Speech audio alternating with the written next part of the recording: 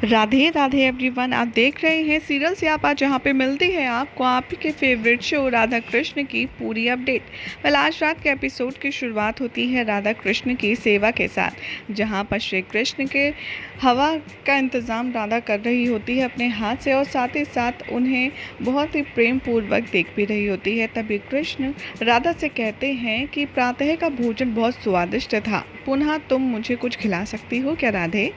अभी तो बहुत ज़्यादा भूख लग रही है, लेकिन हवा ना रुके इस बात का तुम ध्यान रखना। राधा कहती है कि हाँ ज़रूर कृष्ण। एक हाथ से वो हवा करती है और दूसरे हाथ से वो आगे रखा हुआ थाल में से भोजन उठाने की कोशिश करती हैं, जिसके बीच में कभी हवा रुक जाती है तो कभी भोजन। इसमें श्री कृष्ण कुल बनाने लगते हैं और यहाँ पर राधा किसी भी तरीके से मैनेज करके कृष्ण को खाना खिला देती हैं और हवा भी नहीं रोकती। और यहाँ पर कहते हैं श्री कृष्ण खाने के बाद कि कोई अगर पैर भी दबा देता तो अच्छी निंद्रा आ जाती, लेकिन इसमें भी अगर शीतल हवा भी आती रहे तो अलग ही आनंद आएगा। राधा कहती हैं कि कृष्ण तुम चिंता मत करो, मैं तुम्हारे पैर भी दबा दूंगी और तुम्हारे पंखा भी झल दूंगी। कृष्ण के यहाँ पर राधा सेवा करती रहती हैं और कृष्ण थोड़ी देर में सो जाते हैं। राधा सोचती हैं कि कृष्ण अब सो गया है तो मैं बाकी के कार्य सज्ज कर लेती हूँ। कृष्ण को सोता छोड़ जाती हैं राधा और बाकी का काम निपटाने के लिए चली जाती हैं। उधर दिखाया जाएगा कि शाम गुरु शुक्राचार्य के पास पहुंच चुका होता है और कहता है कि संसार में जितनी भी नकारात्मक शक्तियां हैं उसे आलक्ष्मी के होते हुए भी हटा दिया गया। अब आखिर ऐसा हम क्या करें जिससे दोबारा ये नकारात्मक शक्तियां हमेशा हमेशा के लिए यहीं रह जाएं और कृष्ण पर भारी पड़ें। यहाँ पर गुरु शुक्राचार्य कहते हैं कि इसका बस एक ही उपाय है और उसका नाम है अश्वमेध यज्ञ। इस यज्ञ की चर्चा संसार में कहीं भी हो तो तुम मुझे अवश्य आकर सूचित करना। शाम कहता है कि इस यज्ञ में ऐसा क्या संबंध है जो मैं बात कर रहा हूँ कृष्ण की द्वारका में नकारात्मक शक्तियों की, और आप यज्ञ की बात कर रहे हैं। तो यहाँ पर जो गुरु शुक्राचार्य हैं वो कहते हैं कि संबंध है, अधिक संबंध है और अति शीघ्र तुम्हें ये ज्ञात भी हो जाएगा। उधर दिखाया जाएगा कि सारे देवता महादेव के पास जाते हैं और अपने अपने पक्ष से रिक्वेस्ट करते हैं और कहते हैं कि पूरे संसार में आलक्ष्मी के चले जाने के बाद भी नकारात्मकता फैली हुई है, वो गई नहीं है, जिसके कारण संसार का नाश हो रहा है। महादेव, हम आपसे विनती करते हैं कि आप इस समस्या का कुछ हल करें। नकारात्मक शक्तियों से अधिक शक्तिशाली भला इस संसार में कौन है?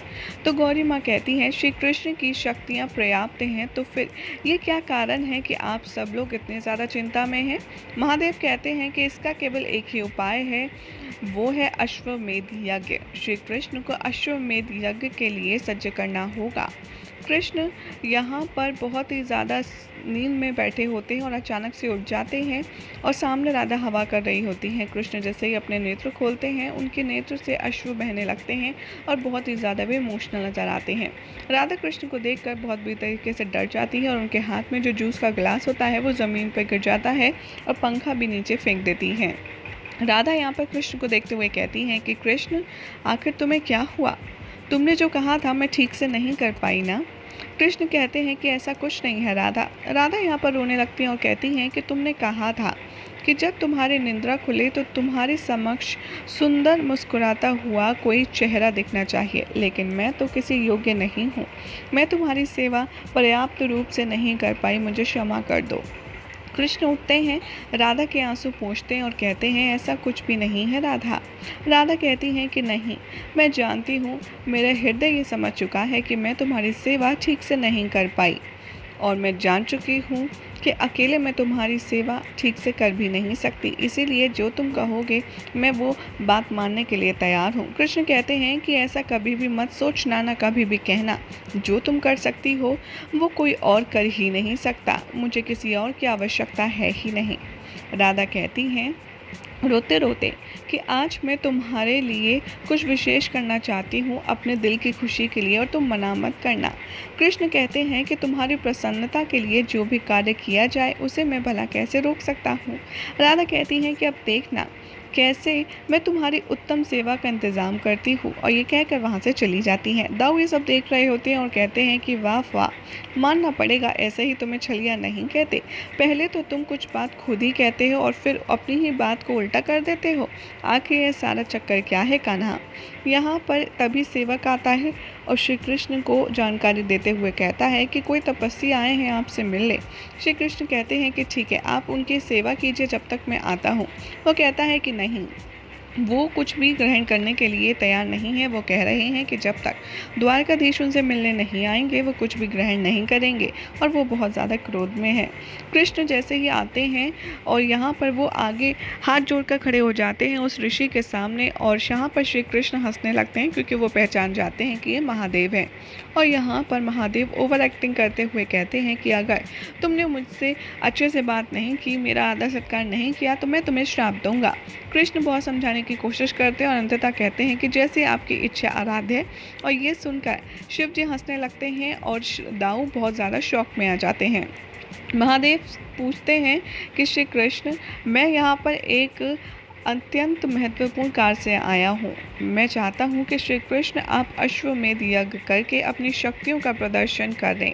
कृष्ण कहते हैं कि मैं ये यज्ञ नहीं कर सकता।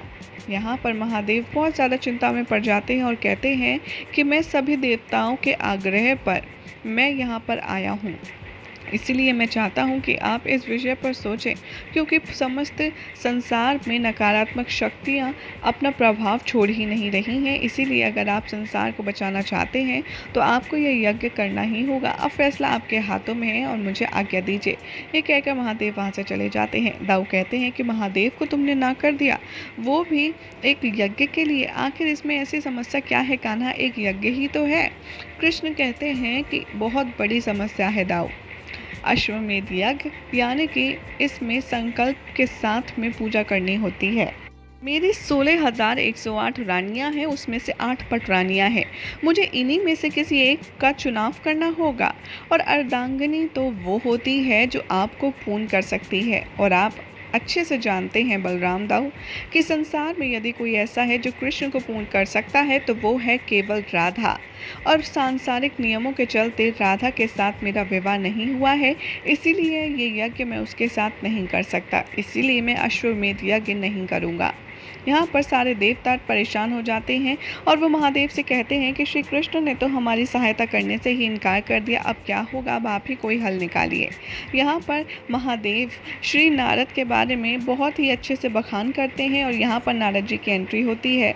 यहाँ पर नारद जी जैसे ही सामने आते हैं, महादेव उन्हें सारी सिचुएशन समझाते हैं और कहते हैं कि जाइए, आपको आपके नारायण यानी कि आपके प्यारे कृष्ण को अश्वमेध यज्ञ के लिए सज्ज करना होगा। यहाँ पर कहते हैं नारायण जी कि अगर वो आपकी बात को इनकार कर चुके हैं तो भला मैं उन्हें कैसे राज़ी करूँगा। उधर राधा सबको इकट्ठा करती है, सारी रानियों को, और कहती है हमारे कृष्ण का जन्मोत्सव आ रहा है, उसके लिए मैं कुछ विशेष करना चाहती हूँ, इसीलिए मैंने आप सबको यहाँ पर एकत्रित किया है। महल की सारी स्त्रियाँ कहाँ विलुप्त हो गई हैं, कहीं ये लोग मिलकर कोई योजना तो नहीं कर रही। कृष्ण दाऊ से ऐसा कहते हुए नजर आते हैं, जिसके जवाब में दाऊ कहते हैं कि तुम्हारा जन्मोत्सव की तैयारी कर रही होंगी। ये सुनकर कृष्ण कहते हैं कि राधा का प्रेम अद्भुत है दाऊ, मैं चाहता हूँ अपने इस जन्मदिन पर राधा के लिए कुछ विशेष करूँ, कुछ ऐसा करूँ जिससे राधा बहुत ही ज़्यादा प्रसन्न हो जाए। राधा को मैं ऐसा कुछ देना चाहता हूँ जिससे वो हमेशा हमेशा के लिए तृप्त हो जाए, और उस जन्मदिन दिवस के लिए मैं बहुत ही विशेष करना चाहता हूँ। राधा यहाँ पर कहती हैं कि हम कृष्ण का जन्मोत्सव भव्य बनाने के साथ साथ कुछ ऐसी चीज़ देना चाहते हैं जिसे देखकर वो चकित हो जाए। यहाँ पर सब सजेस्ट करते हैं लेकिन राधा को कुछ समझ नहीं आता।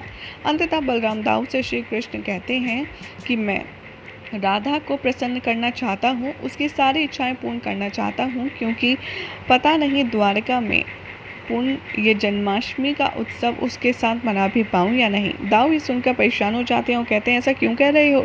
कृष्ण कहते हैं कि मुझे ऐसा लगता है राधा के साथ ये आयोजन द्वारका का अंतिम आयोजन हो सकता है। यही हो जाएगा श्राद्ध के एपिसोड का एंड, जिसके बाद क्या होगा कल आपको बताएंगे नेक्स्ट रिपोर्ट में। लेकिन ऐसे ही मज़ेदार अपडेट के लिए आप हमारे चैनल सीरियल सियापा को सब्सक्राइब ज़रूर करें।